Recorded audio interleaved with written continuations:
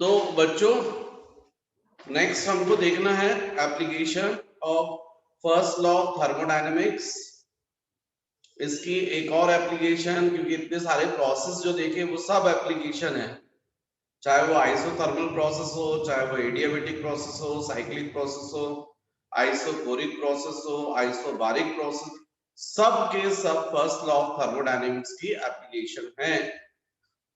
अब एक और एप्लीकेशन अपन को देखना है, relation between CP and CV. इस CP means specific heat, molar specific heat of a gas at constant pressure and CV molar specific heat of a gas at constant volume। ये बच्चों जो रिलेशन ड्राइव होता है इसको बोलते हैं mayor equation. तो नेक्स्ट हमको वही करना है, relation between CP and CV, मतलब मेयर इक्वेशन, मेयर इक्वेशन ये हमको डिराइव करना है। तो मान लीजिए बच्चों 1 मोल गैस ली हमने, और 1 mole gas at V is equal to constant, volume को कांस्टेंट रखा और गैस को हीट दी। इतनी हीट दी कि उससे उसका टेम्परेचर 0 से इंक्रीज होकर कैपिटल T हो गया। तो हमने टेम्परेचर चेंज किया 0 टू T। अब हमको मालूम है del Q is equal to del U plus del W।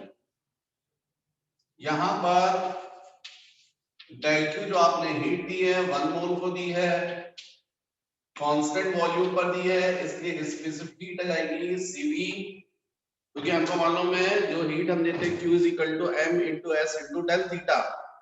तो मास की जगह 1 मोल, स्पेसिफिक हीट की जगह जाएगा CV क्योंकि कांस्टेंट वॉल्यूम पर, और चेंज इन टेम्परेचर तो 0 टू T किया है इसलिए T minus 0 means del T, ये डेल Q की जगह आया।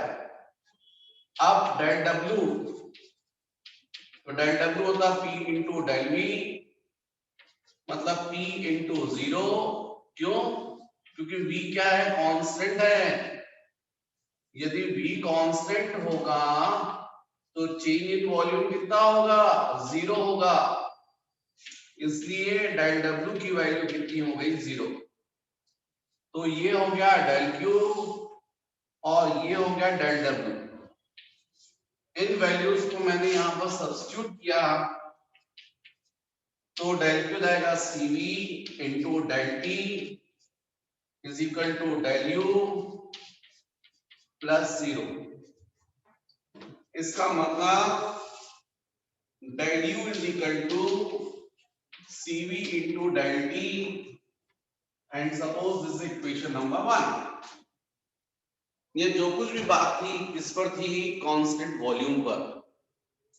अब हम सेम बात करते हैं 1 मोल गैस के लिए, लेकिन प्रेशर को कांस्टेंट रखते हैं और प्रेशर कांस्टेंट रखकर हीट देते हैं और टेम्परेचर अपन सेम चेंज करते हैं 0 टू T केल्विन। तो ऐसा करने से del Q is equal to del U plus del W, फिर से हम बोलेंगे। अब del Q की जगह जाएगा 1 into CP into del T,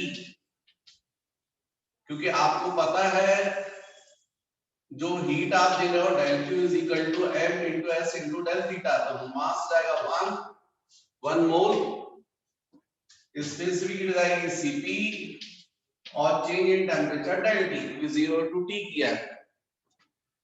del W अब हो जाएगा P into of del V। In values को इसमें सब्स्टिट्यूट करो। यहां पर इंटरनल एनर्जी में जो चेंज हुआ सब उसको del U डैश बोल दिया मैंने, तो जब आप सब्स्टिट्यूट करोगे तो जाएगा Cp into del T is equal to del U dash plus del W की जगह जाएगा P into of del V. अब डेल यू डैश की वैल्यू निकालो तो Cp into del T minus P into del V is equal to del U dash, या इसी को आप बोल सकते हैं del U dash is equal to Cp into del T minus E into del V, and this is equation number 2. मैंने आपको शुरू से समझा रहा हूं कि जो इंटरनल एनर्जी है वो टेम्परेचर पर डिपेंड करती है। यदि टेम्परेचर सेम चेंज हो रहा है तो इंटरनल एनर्जी में चेंज भी सेम रहेगा, क्योंकि दोनों प्रोसेस में डेल टी सेम है। Since in both process del T same,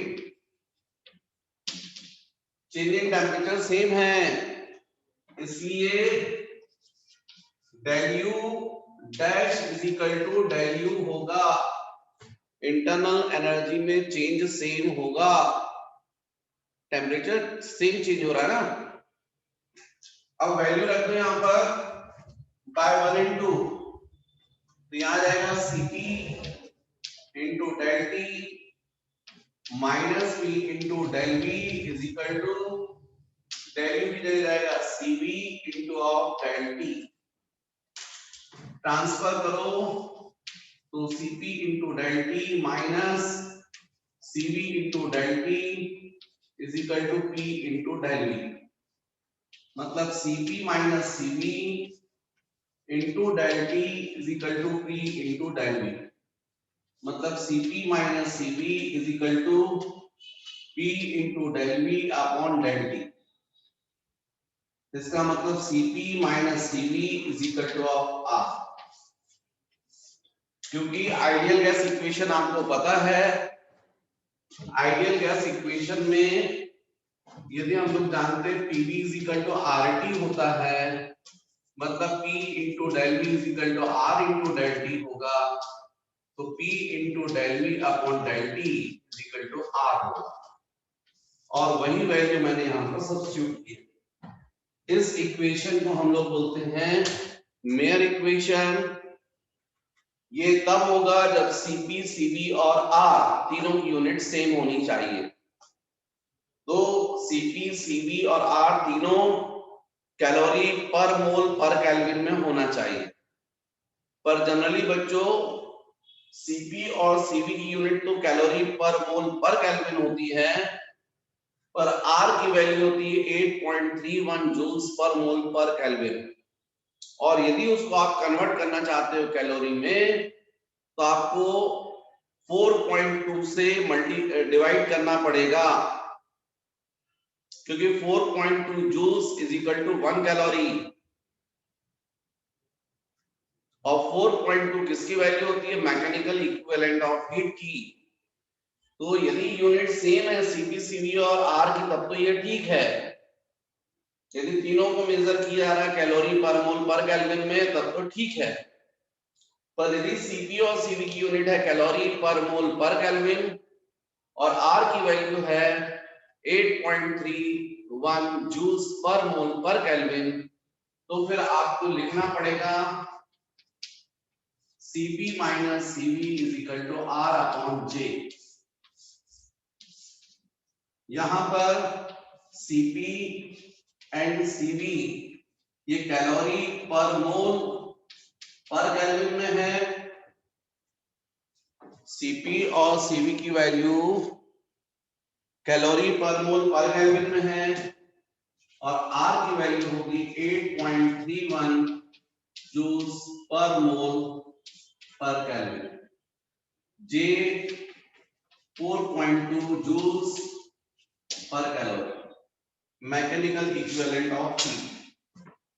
यदि Cp, Cv और R तीनों calorie per mole per kelvin में हो, तब ये फॉर्मूला मेयर इक्वेशन। तो यह बच्चों मेयर इक्वेशन, इसके बेसिस पर प्रूफ होता है कि सीपी जो है वो सीवी से ग्रेटर होता है, जिसको मैं ऑलरेडी एक बार और समझा चुका हूं आपको।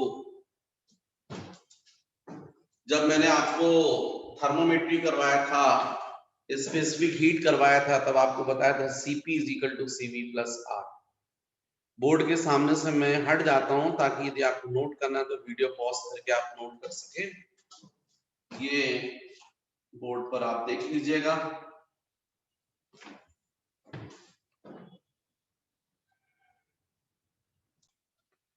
तो बच्चों, जो आपने आइडियल गैस इक्वेशन देखा है वो क्या है आपका?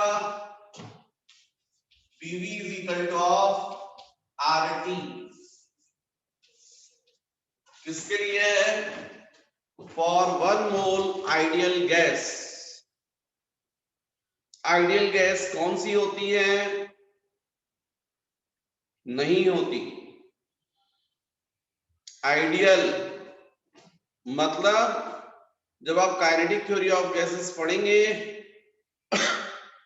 तो उसमें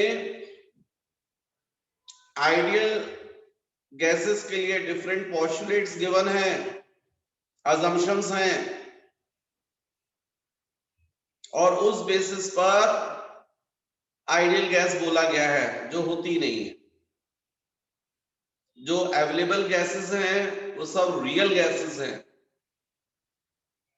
आइडियल गैस के लिए इक्वेशन बोला है PV is equal to RT। तो वंडरवॉल ने बोला कि भाई जब आइडियल गैस है नहीं तो उसके लिए आप ये इक्वेशन क्यों यूज कर रहे हो? रियल गैसेस के लिए आप ये इक्वेशन क्यों यूज कर रहे हो? इसमें तो करेक्शन रिक्वायर्ड है। और फिर वंडरवॉल ने वो करेक्शन शो किए और एक इक्वेशन बताया जिसको अपन बोलते हैं वंडरवॉल गैस इक्वेशन।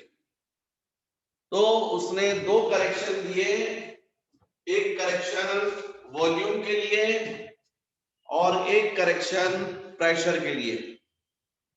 यहां पर V क्या है?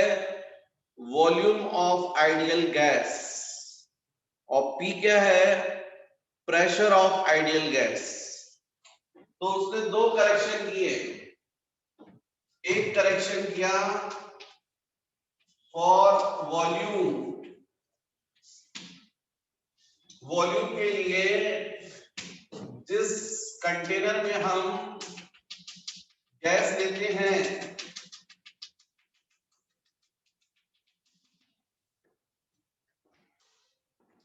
जिस कंटेनर में हम गैस लेते हैं तो एक्चुअल में वॉल्यूम जो है गैस का कितना लिया जाता है? जितना कंटेनर का होता है। जो कंटेनर का वॉल्यूम होगा वही वॉल्यूम गैस का माना जाता है। मतलब आप एक 1 लीटर वॉल्यूम वाली कंटेनर में यदि गैस लेते हैं और उस पूरी गैस को यदि आप 2 लीटर वाले कंटेनर में कन्वर्ट कर दें, पूरी उसमें ट्रांसफर कर दें, तो वही गैस का वॉल्यूम आप 2 लीटर माना जाएगा।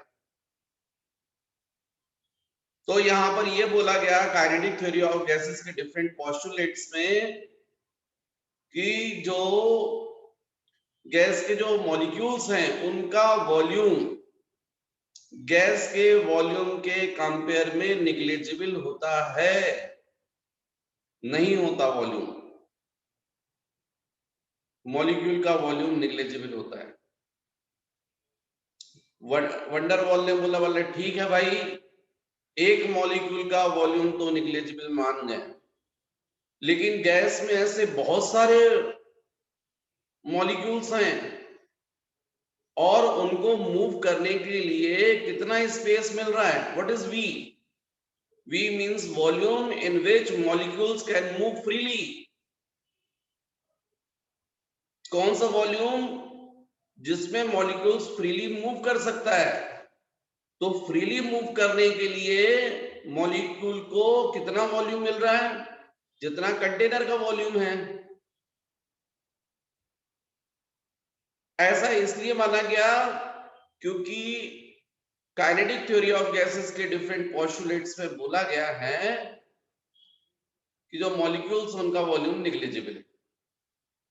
वंडर वॉल ने बोला चलो ठीक है भाई, एक मॉलिक्यूल का वॉल्यूम निग्लिजिबल है, लेकिन गैस में तो लाखों करोड़ों मॉलिक्यूल्स हैं। अब यदि मॉलिक्यूल यदि फ्रीली मूव करेगा तो उसको मूव करने के लिए कितना वॉल्यूम मिलेगा? वी नहीं मिलेगा, कंटेनर का वॉल्यूम नहीं मिलेगा।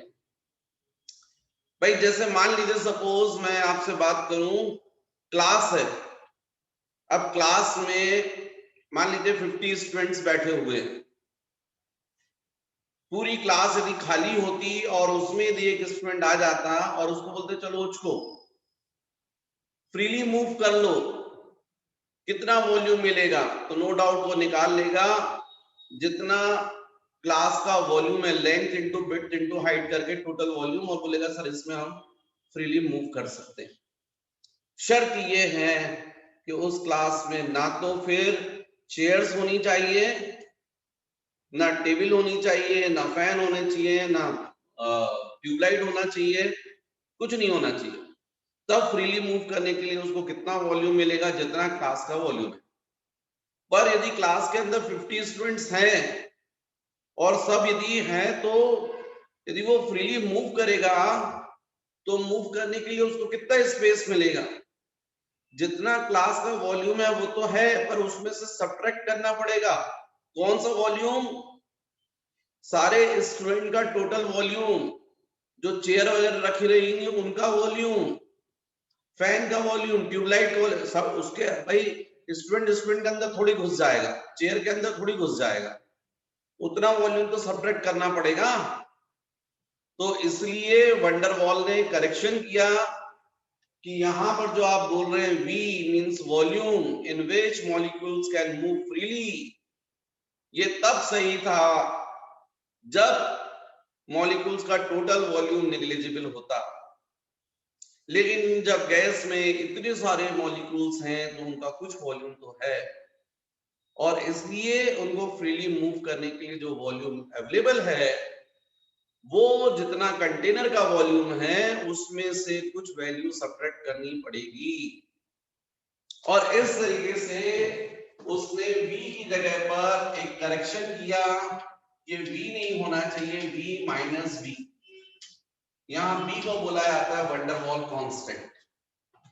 तो एक करेक्शन ये वॉल्यूम के लिए किया, फिर एक करेक्शन और किया उसने, वो था फॉर प्रेशर। प्रेशर पर भाई ये जो कंटेनर में गैस है कि यहां जाकर कंटेनर की वॉल्स पर फोर्स लगाती है, और फोर्स पर यूनिट एरिया को हम बोलते हैं प्रेशर। यहां what is the pressure of ideal gas? Pressure of ideal gas. तो वंडरवॉल ने बोला जब ये मॉलिक्यूल जाकर यहां पर हिट करता है, तो काइनेटिक थ्योरी ऑफ गैसेस में ऐसा बोला गया है, there is no force of attraction between the molecules. ऐसा होता होगा आइडियल गैस में, रियल गैसेस में ऐसा नहीं होता। रियल गैसेस में तो मॉलिक्यूल्स के बीच में अट्रैक्टिव फोर्स लगता है, और यदि अट्रैक्टिव फोर्स लग रहा है तो जितना प्रेशर से हम आइडियल गैस के लिए मान रहे हैं कि मॉलिक्यूल्स जाकर हिट कर रहे हैं, एक्चुअली में उतने प्रेशर से मॉलिक्यूल्स हिट नहीं करते, बल्कि उससे कम प्रेशर से हिट करते। उसका रीजन दिया उसने कि मान लीजिए सपोज यहां पर मॉलिक्यूल जाकर हिट करता है, जब ये हिट करने जाता है तो इसके सराउंडिंग मॉलिक्यूल्स जो हैं इसके ऊपर क्या लगाएंगे? अट्रैक्टिव फोर्स, पीछे से पकड़ लेंगे, भिड़ने नहीं देंगे, उसको खींचेंगे अपनी तरफ। जब अपनी तरफ अट्रैक्ट करेंगे तो जो मॉलिक्यूल जितने फोर्स से जाकर कोलिजन कर सकता था उतने फोर्स से कोलिजन नहीं कर पाएगा, कम फोर्स से करेगा। ऐसा हर कोलिजन करने वाले मॉलिक्यूल्स के साथ होगा।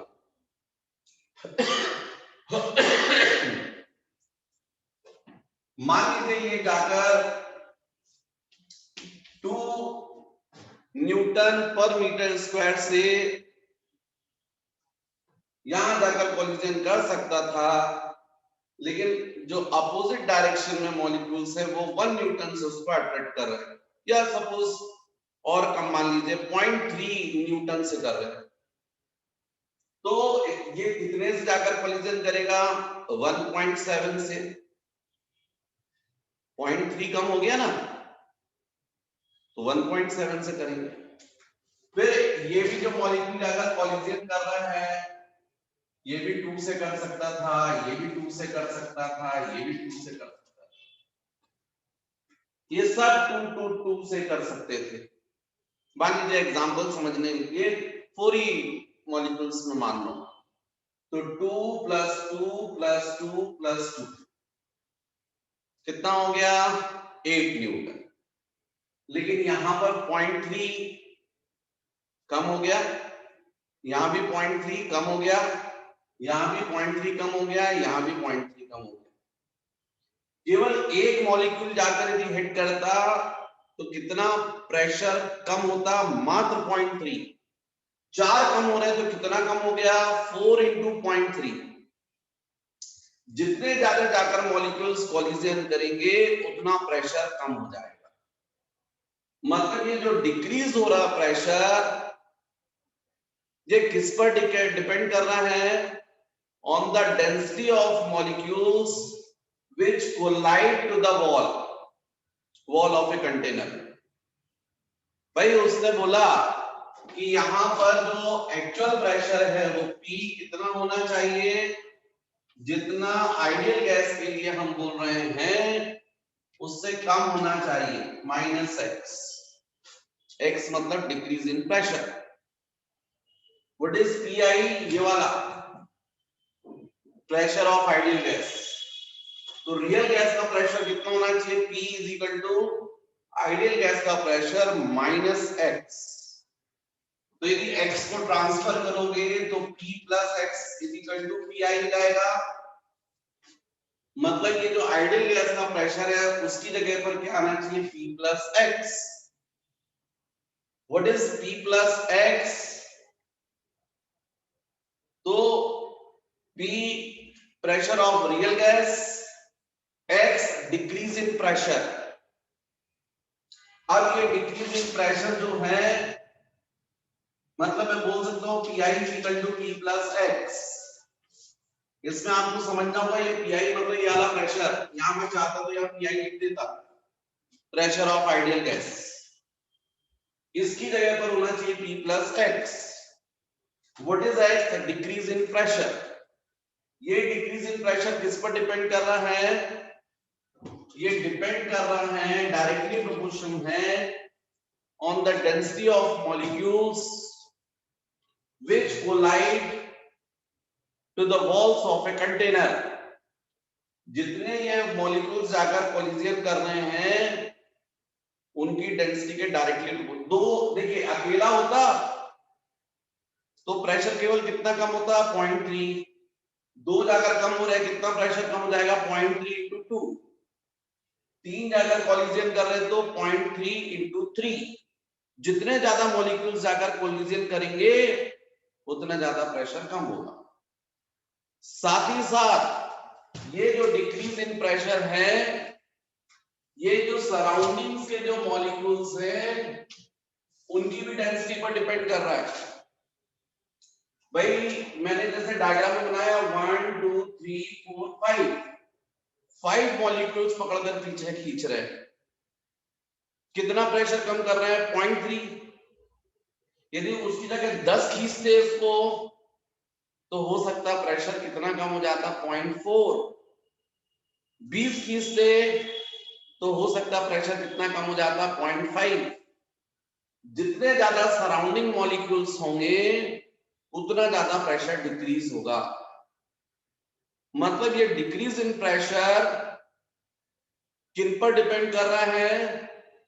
उन मॉलिक्यूल्स की डेंसिटी पर भी डिपेंड कर रहा है जो जाकर कोलिजन कर रहे हैं, और उन मॉलिक्यूल्स की डेंसिटी पर भी डिपेंड कर रहा है जो पीछे से पकड़कर इन कोलिजन करने वाले मॉलिक्यूल्स को खींच रहे हैं। मतलब decrease in pressure it is directly proportional to density into density, मतलब डेंसिटी स्क्वायर।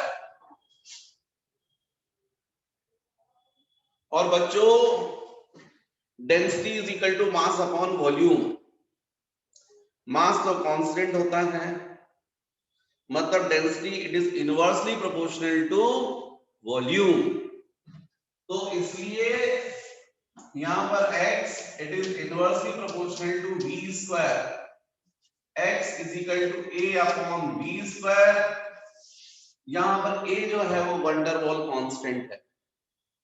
तो इस तरीके से pi की जगह पर p प्लस x की जगह क्या होना चाहिए, a upon v square, a upon v square.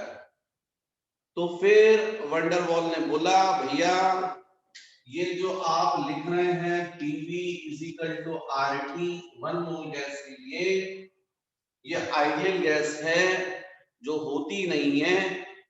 हमारी जो है रियल गैस उसके लिए इक्वेशन ये मत यूज करो, जिसकी जगह पर यूज करो P की जगह P plus A upon V square और V की जगह V minus V is equal to RT। और इसी इक्वेशन को हम बोलते हैं वंडरवॉल इक्वेशन ऑफ स्टेट। यहाँ P का मतलब प्रेशर है, V का मतलब वॉल्यूम है, R का मतलब यूनिवर्सल गैस कांस्टेंट है, T का मतलब एब्सोल्यूट टेम्परेचर है, और A और V को हम बोलते हैं वंडरवॉल कांस्टेंट। तो इस तरीके से बच्चों वंडरवॉल ने आइडियल गैस इक्वेशन में दो करेक्शन किए, एक करेक्शन वॉल्यूम के लिए और एक करेक्शन प्रेशर के लिए। तो आपको ये जितना मैंने समझाया है वो नोट्स बनाना चाहिए आपको अपने वर्ड्स में या बुक की हेल्प लेकर। तो बच्चों मुझे नेक्स्ट जो टॉपिक आपसे डिस्कस करना है वो है reversible process. The process which can be performed in opposite order and passes from same phases as was passed in unidirectional process is called reversible process। ऐसी प्रोसेस जिसको आपने फॉरवर्ड डायरेक्शन में जो किया है, यदि आप सेम अपोजिट डायरेक्शन में रिटर्न करें तो वो प्रोसेस उन्हीं फेसेस से पास हो, तो ऐसी प्रोसेस को अपन बोलते हैं रिवर्सिबल प्रोसेस। फॉर एग्जांपल यदि आइस ब्लॉक है, 1 ग्राम आइस ब्लॉक है, और यदि आप उसको हीट देते हैं तो आपको मालूम है 80 कैलोरी जो आइस की लेटेंट हीट है, यदि 80 कैलोरी आप हीट देंगे तो वो आइस ब्लॉक 0 डिग्री सेंटीग्रेड वाला आइस ब्लॉक 0 डिग्री सेंटीग्रेड वाले वाटर में कन्वर्ट हो जाए। लेकिन वही वाटर 1 ग्राम वाटर जो बना है, यदि वो हीट रिजेक्ट कर दे, हीट निकाल दे, कितनी निकालेगा 80 कैलोरी, तो वही कन्वर्ट हो जाएगा वापस 0 डिग्री सेल्सियस के आइस ब्लॉक में। तो यदि ऐसा होता है तो अपन ऐसी प्रोसेस को बोलते हैं रिवर्सिबल प्रोसेस। जो आपने सेम डायरेक्शन में किया, जब आप अपोजिट डायरेक्शन में करें तो वो उसी फेसेस से पास हो, जितनी हीट उसने एब्जॉर्ब की उतनी हीट उसको रिजेक्ट कर दे। तो ऐसी प्रोसेस को अपन बोलते हैं रिवर्सिबल प्रोसेस। समझाने के लिए तो बहुत अच्छा है बच्चों, पर सही मायने में प्रैक्टिकली कोई भी प्रोसेस कंप्लीटली रिवर्सिबल नहीं है, क्योंकि मोस्टली जो प्रोसेस है सब इरिवर्सिबल है। तो इरिवर्सिबल प्रोसेस किसे कहेंगे? जो रिवर्सिबल ना हो, those process which are not reversible are called irreversible process। क्योंकि रिवर्सिबल प्रोसेस होने के लिए डैम्पिंग फोर्सेस नहीं होने चाहिए, रेजिस्टेंस फोर्सेस नहीं होने चाहिए, जो प्रैक्टिकली पॉसिबल नहीं हो पाता। जैसे मैंने अभी एग्जांपल दिया आपको, मैंने एग्जांपल दिया कि 1 ग्राम आइस ब्लॉक है 0 डिग्री सेल्सियस का, आपने उसको 80 कैलोरी हीट दी, वो 1 ग्राम वाटर में कन्वर्ट हो गया। अब जब आप रिटर्न अपोजिट डायरेक्शन में करेंगे तो यदि वो 80 कैलोरी हीट रिजेक्ट कर दे तो वापस वो आइस ब्लॉक में कन्वर्ट हो जाएगा। पर बच्चों जरा सोच कर देखो, क्या आप आइस ब्लॉक को हवा में रखकर मेल्ट करोगे क्या? किसी कंटेनर में लोगे कि नहीं? भाई कंटेनर में लोगे आइस ब्लॉक को, यहां बर्नर लगाओगे, हीट दोगे, जो हीट आपको इसको मेल्ट करने के लिए देना पड़ा वो 80 कैलोरी तो लग गई, तब जाकर ये वाटर बनेगा। पर डायरेक्ट हीट आइस ब्लॉक को थोड़ी मिली है, पहले कंटेनर ने ली, कंटेनर के सराउंडिंग में एयर है वो भी ले रहा है, मतलब मान लीजिए suppose for example 10 calorie extra heat लग गई आपको, जो एयर ने ली, कंटेनर ने ली, मतलब आपको टोटल 90 कैलोरी प्रोवाइड करनी पड़ गई। अब आपने बर्नर ऑफ कर दिया, ये आइस ब्लॉक हीट रिजेक्ट करे, यदि कितनी रिजेक्ट करेगा? 80 कैलोरी, नो डाउट। ये जो कंटेनर है वो तो नहीं करने वाला, चलो मान लिया, चलो इसने भी कर दी 5 कैलोरी, इसने ली थी तो 5 कैलोरी इसने भी रिजेक्ट कर दी, वापस 85 हो गई। लेकिन बची हुई जो 5 कैलोरी जो एयर ने ली वो तो भाग गई, वो लेके चले गई, तो आपके पास अब नहीं है, तो वो 5 कैलोरी आपको हीट कहां से मिलेगी? नहीं मिलेगी। जैसे और देखें आप, आयरन, इसका ऑक्सीडेशन होता है, जंग लग जाती है, अब आप सोचिए वो उस जंग से वापस आयरन मिल जाएगा? नहीं मिलेगा। आप सोचते हैं घर से क्लास आए आप, तो आपकी गाड़ी में फ्रिक्शन के अगेंस्ट 1 लीटर पेट्रोल लग गया, अब आप रिटर्न जाएंगे तो वापस टैंक में 1 लीटर पेट्रोल आ जाएगा और 1 लीटर लग जाएगा। तो बच्चों ये जितने एग्जांपल्स हैं ये सब इरिवर्सिबल प्रोसेस के हैं। यदि आप फ्रिक्शन के अगेंस्ट वर्क कर रहे हैं तो जो एनर्जी लॉस हो जाएगा वो हो जाएगा, वो रिटर्न नहीं मिलने वाला। तो those process which are not reversible are called irreversible process। Next मुझे बच्चों डिस्कस करना चाहिए आप लोगों से हीट इंजन। अब हीट इंजन मैंने टॉपिक दिया है आपको, तो मैंने सिंपल हेडिंग दी है हीट इंजन, हीट इंजन। कहां देखा आपने? अपनी बाइक में देखा, आपने अपनी स्कूटी में देखा, कार में देखा, सब में, ट्रक में, बस में हीट इंजन है, ट्रेन में भी डीजल इंजन। तो आपने अपने बाइक में क्या किया? पेट्रोल भरा, उसके बाद सेल्फ दिया, सेल्फ देने वो पेट्रोल जो था वो एक्चुअली में क्या हुआ, कार्बोरेटर के थ्रू इंजन के अंदर गया, और वहां पर जब आपने सेल्फ दिया तो स्पार्क प्लग लगा था, स्पार्किंग हुई, वहां आग लग गई इंजन के अंदर, हीट प्रोड्यूस हुई, और उसकी वजह से आपके बाइक का व्हील जो है वो रोटेट करने लगा। मतलब हीट एनर्जी का कन्वर्शन किसमें हुआ है? मैकेनिकल वर्क में। यही हीट इंजन का वर्क है। तो what is heat engine? The device which convert heat energy into mechanical work. The device which convert heat energy into mechanical work. अब यदि अपन बात करें पार्ट्स ऑफ हीट इंजन, तो थ्योरेटिकल जो अपन बात करते हैं इसके 3 पार्ट्स होते हैं बच्चों।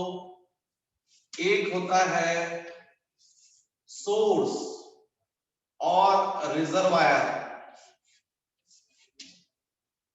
ये सोर्स, ये सिंक,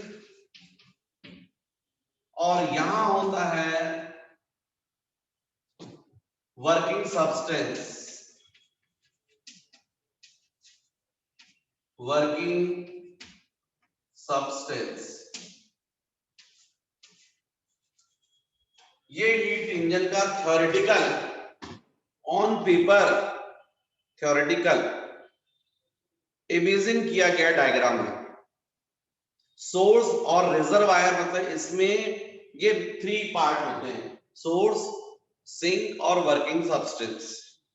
सोर्स जो होता है बच्चों ये हाई टेम्परेचर पर होता है, सिंक जो होता है वो लो टेम्परेचर पर। और आपको मालूम है सोर्स जो है वो इनफाइनाइट बहुत सारी हीट दे सकता है और सिंक जो है वो बहुत सारी हीट ले सकता है। सोर्स हाई टेम्परेचर पर है तो इसलिए डेफिनेटली हीट ट्रांसफर होगी। कहां से कहां होगी? From high temperature to low temperature. तो ये हीट मान लीजिए यहां से यहां ट्रांसफर होगी। कितनी हीट? Q1। जब ये हीट आई तो बीच में वर्किंग सब्सटेंस ने इस हीट के कुछ पार्ट को मैकेनिकल वर्क में कन्वर्ट कर दिया। भाई इंजन का यही काम है। तो वर्किंग सब्सटेंस ने जितनी सोर्स से हीट आ रही थी उसका 100 कैलोरी आ रही तो 70 कैलोरी मैकेनिकल वर्क में कन्वर्ट कर दिया, पहिया घुमाने में, व्हील को रोटेट करने में 70 कैलोरी। बाकी 30 कैलोरी क्या हुआ? नहीं कर पाया तो किसको दे दी? सिंक को। सिंक को दे दी। सपोज ये कितनी हीट दी? Q2। मतलब Q1 means what? Heat transferred from source to the working substance. What is W? The part of heat which is converted into mechanical work, and Q2 the part of heat rejected to the sink. अब यदि मैं आपसे पूछूं Q1 तो आप Q1 is equal to बोलेंगे W plus Q2। Total Q1 का कुछ पार्ट W में और कुछ पार्ट Q2 में। तो इसका मतलब मैकेनिकल वर्क कितना हुआ? W इज इक्वल टू, तो आप बोलेंगे Q1 माइनस Q2। इतना मैकेनिकल वर्क हुआ। यदि मैं पूछूं आपसे हीट इंजन की एफिशिएंसी कितनी होगी, तो नो डाउट आप एफिशिएंसी ईटा से डिनोट करेंगे। तो एफिशिएंसी इज इक्वल टू आप क्या बोलेंगे? Output upon input. आउटपुट मतलब मैकेनिकल वर्क जो आपका टारगेट है, और इनपुट का मतलब वर्किंग सब्सटेंस ने जो हीट एब्सॉर्ब की। मतलब आप बोलेंगे W अपॉन Q1 क्योंकि आउटपुट मैकेनिकल वर्क है और इनपुट जो हीट उसने एब्सॉर्ब की है। तो